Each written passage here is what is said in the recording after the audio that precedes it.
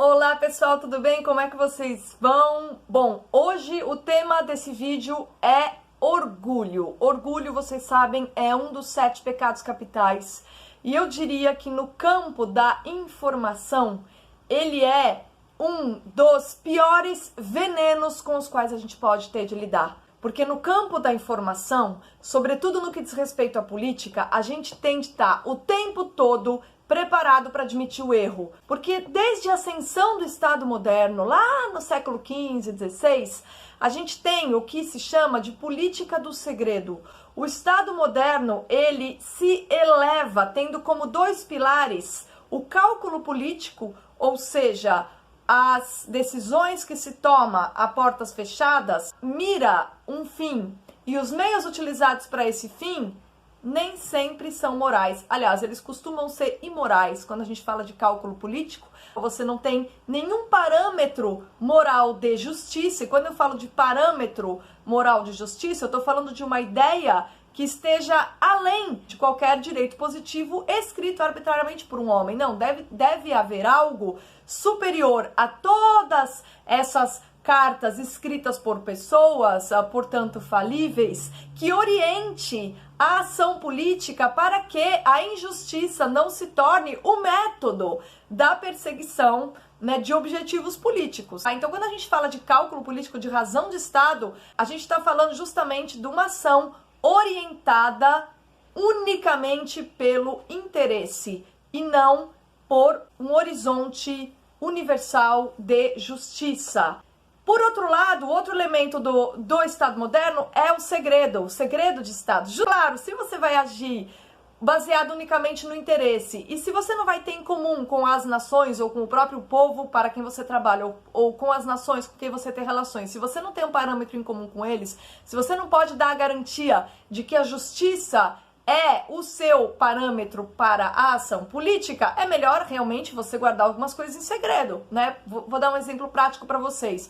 Não sei se vocês viram aquele filme da Rainha Margot. O que acontece? A Catarina de Médicis, ela precisava dar uma lição nos protestantes, porque o Estado era católico, o catolicismo era a religião do Estado, mas os protestantes, em busca de liberdade de consciência, estavam pressionando o governo e falaram: a gente quer fazer o nosso culto e acabou, a gente quer ter o direito de fazer o nosso culto segundo a nossa liberdade de consciência. Havia estratégias de pressão bastante agressivas e a Catarina de Médicis falou: meu Deus do céu, como é que eu vou calar esses caras? Bom, eu tenho que dar uma lição neles. Ela articula um casamento entre a filha dela, Marguerite de Valois, e o Henrique de Navarra, né, que viria a se tornar o rei Henrique IV, que era protestante. Ela articula esse casamento para que venham a esse casamento todos os líderes protestantes. E aí, depois desse casamento, o que rola? Rola a tal da noite de São Bartolomeu. O que aconteceu na noite de São Bartolomeu? Uma chacina dos líderes protestantes. A Catarina de Médicis, primeiro ela identificou os cabeças da pressão por parte dos protestantes, encontrou uma maneira de trazê-los para a sua armadilha e colocou essa armadilha em prática. Isso tudo foi feito a portas fechadas. Por quê? Porque se você faz isso com transparência, vão dizer: puxa vida, você é uma rainha ou você é uma assassina? Então, o segredo de Estado, ele anda junto, ele anda colado com a política orientada pelo interesse. Isso permaneceu na cultura. A gente vive na era da razão de Estado e do segredo. Qualquer leitura política que a gente vai fazer, a gente tem que saber que a gente está sujeito a errar. Por que a gente está sujeito a errar? Porque a gente nunca tem toda a informação necessária. A gente nunca dispõe de todas as informações que um governante, ele sim que tem acesso aos segredos, dispõe. Foi nesse sentido que eu preferi ficar quieta e observar para entender por que teve aquela nomeação do tal do Aras. Não era a pessoa mais parecida com o perfil de procurador desejado pelo eleitorado do Bolsonaro. Tem muita gente que não engole o Aras até hoje, mas fala: tudo bem, deve ter havido algum motivo. São pessoas normais e maduras, né? Por quê? Porque são pessoas que entendem que o segredo de Estado é um elemento inerente à política moderna e não tem como a gente ter certeza da nossa leitura. A gente pode fazer leituras mais ou menos precisas, mas é muito difícil que a gente faça uma leitura exata se a gente não está bem próximo do poder, né? E nós não estamos, nós aqui, população, a gente faz o que a gente pode, mas a gente não tem como fazer essa leitura. Bom, e agora vamos falar dos dois personagens que dão título a esse vídeo, e que são duas figuras que eu diria que tem não só o sobrenome, mas o que eles têm realmente em comum, mais do que tudo, é preferir salvar o seu orgulho do que fazer uma reflexão mais humilde, sendo que as suas reflexões e a emissão de juízo que eles fazem podem interferir aí na vida de 200 milhões de pessoas. Enfim, tanto o Felipe Moura Brasil quanto o Nando Moura, de maneiras distintas, eles representam muito bem o que é uma pessoa com baixíssima cultura política. Eu acho que aí vocês vão falar, não, mas o Felipe Moura é um cara que fala do Foro de São Paulo há muito tempo. Veja, o Felipe Moura é um difusor de informação. Ele teve acesso a todos os estudos lá do Olavo de Carvalho, porque ele editou os livros do Olavo, junto à editora Record, e ele foi um difusor daquela informação. Essa informação não é do Felipe Moura Brasil. Ele leu as pessoas que falaram disso, que pensaram nisso e difundiu essa informação. Eu acho muito engraçado que você tem aí um sujeito que apanha de todo lado, que é o Olavo de Carvalho, que foi a fonte do Felipe Moura Brasil para ele defender as coisas que ele defendeu. O Olavo de Carvalho é um cara que apanha pra caramba. Ele é o autor dessas teses. O Felipe Moura Brasil foi um difusor dessa informação. E agora ele quer dizer que antes de todo mundo ir pro Twitter, ele já estava falando de Foro de São Paulo, né? Na verdade, ele estava difundindo informação. O fato de agora ele entrar para proteger o seu orgulho, para não admitir que ele tem errado na leitura política, o que é algo muito comum. Pela maneira como a política é feita, né? Pelo fato de o segredo de Estado ser algo difícil de alcançar, né? Por que os jornalistas precisam de fontes? Porque não existe, a transparência é algo que não existe. E assim, não existe, eu tô falando internacionalmente, eu não tô falando do Brasil. Tô falando que esse é um elemento próprio do mundo moderno. Ai, mas a gente tá no mundo pós-moderno. O caramba, a gente está em plena modernidade, em pleno Estado ultrapoderoso. Um Estado que começa esse superpoder de que o Estado goza hoje começou ali, lá no século XVI, entendeu? E isso veio num crescente. E não é à toa, você não chega no totalitarismo da noite para o dia. Foram séculos de criação, de construção, preparação para se criar um tipo de sociedade que confluiu com o método político que foi o totalitarismo. E agora a gente está tentando sair dele, mas a gente é herdeiro do totalitarismo e a gente ainda está dentro desse cenário da política moderna. E a gente é refém da política do segredo, a gente é refém do cálculo político, ou seja, da expulsão da moralidade na ação política dos líderes. Nós estamos ainda tentando superar esse quadro, né? E a gente está longe de sair dele, a gente está muito longe. Portanto, quando eu vejo um cara que é um jornalista, e eu não vou aqui dizer, ai, sabe por que o jornalismo é ruim? Porque ele é feito por jornalistas, por pessoas que acham que o diploma de jornalista vale alguma coisa. O cara, se ele tem diploma de jornalista e não estuda, grande merda, entendeu? Ele não serve pra nada.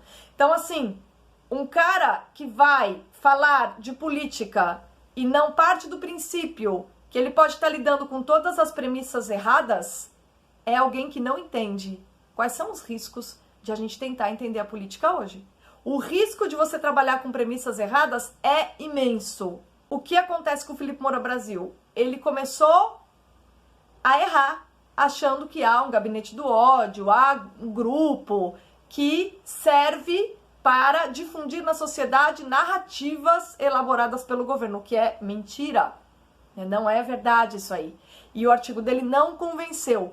Aí, num segundo momento, depois que ele falou depois que a tese dele de direita flaviana e de aras petista caiu por terra, o que aconteceu? Todo mundo começou a tirar sarro. Essas pessoas que ele desqualificou, e outras também, começaram a tirar sarro. Fala, ué, Felipe, cadê a direita flaviana? Aí, ó, o Aras mandou desarquivar o negócio do Flávio e a gente não tá nem aí. E aí, como é que fica a direita flaviana, não sei o quê? E aí, o que ele fez? Ele aguentou? Não, o orgulho dele, mais uma vez, foi mais importante do que a verdade. O orgulho e a aparência de estar certa foi tão importante para ele que ele escreveu uma matéria que me constrangeu. Eu fiquei constrangida mesmo de ler essa matéria, porque ele já foi um cara super importante para a direita, né? Então é constrangedor você ler esse tipo de coisa. E aí a matéria, ele tentava dizer o seguinte, que essa mudança de comportamento no Aras, como mudança? O cara assumiu o quê? Há 2 meses? Sei lá, 2 meses e meio? Como é que você pode falar de uma mudança se o cara não tá nem 1 ano no cargo? Né? A gente vai poder falar de mudança depois que se o cara tiver 1 ano no cargo e de repente ele começar a mudar. Não é isso? Então assim, ele diz que o fato de o Aras estar agindo bem não se deve à possibilidade, porque a gente ainda nem sabe se o Aras é uma boa pessoa, tá? A gente ainda tá observando. Mas não se deve à possibilidade de ele ter sido uma escolha razoável por parte do presidente. Não. Se deve ao fato de ele e os demais jornalistas que estão cobrando o Aras estarem pressionando. E nós que estamos tirando sarro do Felipe Moura Brasil, falando, e aí? E agora? Na verdade, ele foi extremamente grosseiro nesse artigo. Ele diz o seguinte, na verdade, essas pessoas, no jargão popular, estão gozando com o pau dos outros. Ele usou essa frase para finalizar, né? Como dizendo que nós que agora estamos tirando sarro, tanto dele quanto do Nando Moura, que é um caso de orgulho que eu não preciso nem comentar aqui, é dizendo, aí ó, o Aras tá indo numa boa, direita flaviana, vocês estão viajando, parem com essas narrativas, existe gente mais inteligente que vocês no mundo, é só isso. É só isso. Não sei se vocês acompanham o Let's Dex no Twitter. O Let's Dex dá um banho, tanto no Felipe Moura Brasil quanto no Nando Moura juntos. O cara é super inteligente, você vai tirar isso do cara? Se você acompanha as coisas que ele fala, são muito pontuais. Reconheça! Reconheça, pô, tira o chapéu, o cara tá certo. Né? Ouça a entrevista que ele deu no Porão da Mamãe, vocês vão entender a linha de pensamento dele. É um cara extremamente humilde, e por isso que ele acerta. Ele acerta porque ele é humilde, isso que é engraçado. E o Felipe Moura Brasil erra porque é orgulhoso. E porque tá preocupado em salvaguardar o próprio orgulho e a própria imagem do cara que sabe tudo. Daqui, não, peraí, eu tenho razão aqui. Não tem, você tá errado. Já tava errado mês passado, tá errado de novo e vai continuar errado. Se continuar usando as premissas erradas, porque é o que acontece quando você usa premissas erradas, você vai chegar a conclusões falsas. Acontece com todo mundo. Fica tranquilo, sei lá, vai fazer uma ginástica, repare que a humildade deve ser trabalhada todos os dias. Sucumbir à vaidade é algo que todos os seres humanos correm o risco de padecer. Pode acontecer a qualquer um.